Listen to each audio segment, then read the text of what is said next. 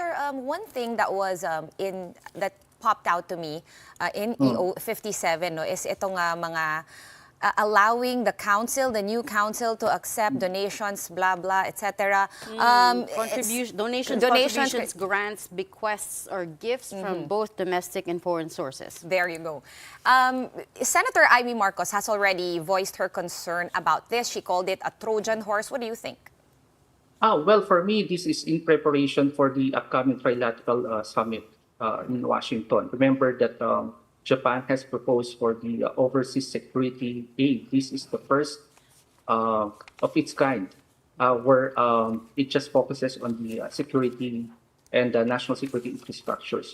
Remember, Japan has been offering us the ODA, or the official development aid, which focus on the infrastructure and other socioeconomic developmental projects. But this time around, it's just focused on the security.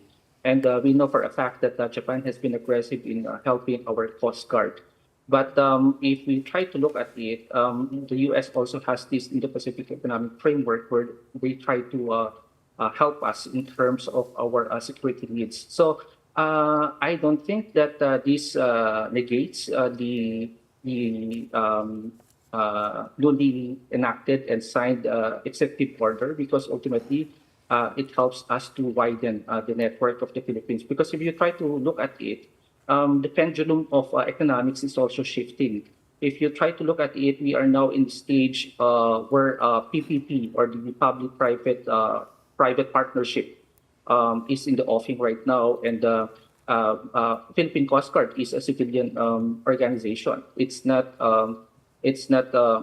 part of the military. It's under the Department of Transportation. So basically, we need all the help and aid for aiding our resources right now. Because for me, I think we are lacking on those kinds of infrastructures. There's no problem as long as it is written, it is transparent, and the public knows about it.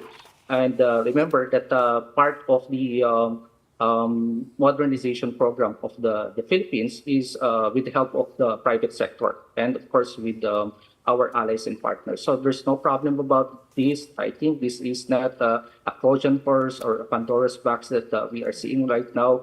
I think this is just an expansion of what we are expecting from our friends and allies. As long as there is it is clear to the public that this is for national security. Right. But just laymanize it for us. That means we can now accept any amount of money in the name of bolstering maritime security. Is that what it means?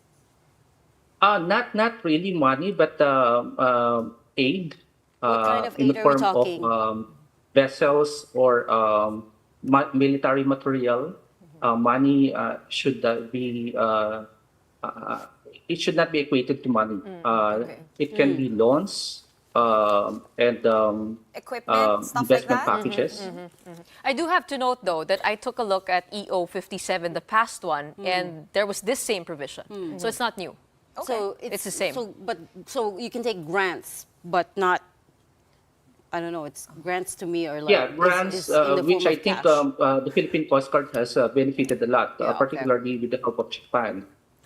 If you notice in the Coast Guard modernization, it was Japan that truly helped the Philippines in terms of acquiring Coast Guard vessels. And up to now, there is, in my recent, because I told you last time I'm writing a book, in my research last time, JICA and definitely the Japanese government has been offering the Philippines. This is not only for acquiring vessels, no. It can also be packaged for training and other, of course, equipment.